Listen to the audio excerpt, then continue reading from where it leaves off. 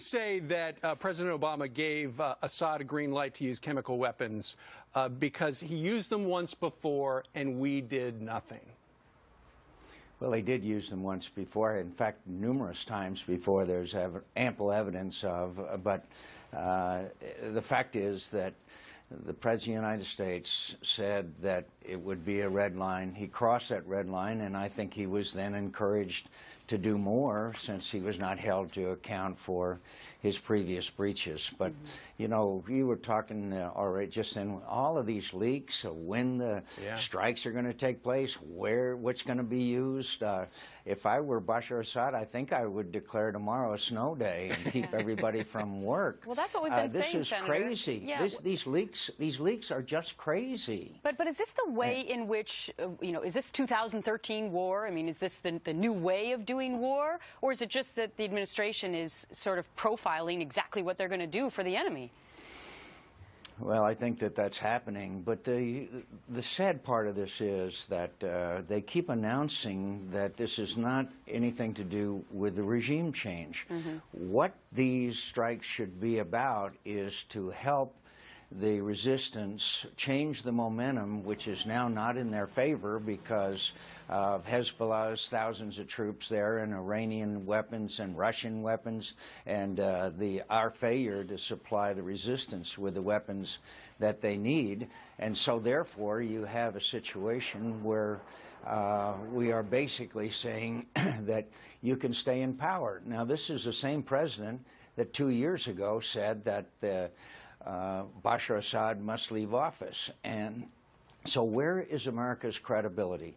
Where is our ability to influence events in the region? And I promise you that those who say we should stay out of Syria do not understand that this is now a regional conflict. Look at the news from Baghdad this morning. Look at the dislocation in Lebanon. Look at Jordan, which is overflowing with refugees to the point where the regime there, the king, is very unstable. So this is a regional conflict that's getting worse. And what is the president's policy? What is the president's policy? So, Senator, you know the pushback on this. And by the way, Syria is implicated anti-American just by what they did for the insurgency in Iraq. Tangentially, they have killed our guys. They have maimed our guys. If it wasn't for them, that insurgency wouldn't be able to flourish. They're able to go back there, get a quick shower, get some training, fresh weapons, and go back in and continue the fight. But what is the perfect scenario? Because you know the rebels don't seem to be nice guys. And on Monday, Tom McInerney, general, says that General Idris, who you met with, not a good guy, tied with Muslim Brotherhood. So a lot of people are at home going, where are the good guys in this? Well, I know of no ties that General Idris has to the Muslim Brotherhood. I know that there is some Islamic influence, maybe. These people are Islamists. But to call them al-Nusra or al-Qaeda affiliated, they are not. Look, I met these people. I went into Syria. I know General Idris. He's not a radical, nor are the people that work for him. Yes, there are jihadists flowing in from all over the world, actually, to fight. But General Idris is a good man. Here's the plan that we need to implement.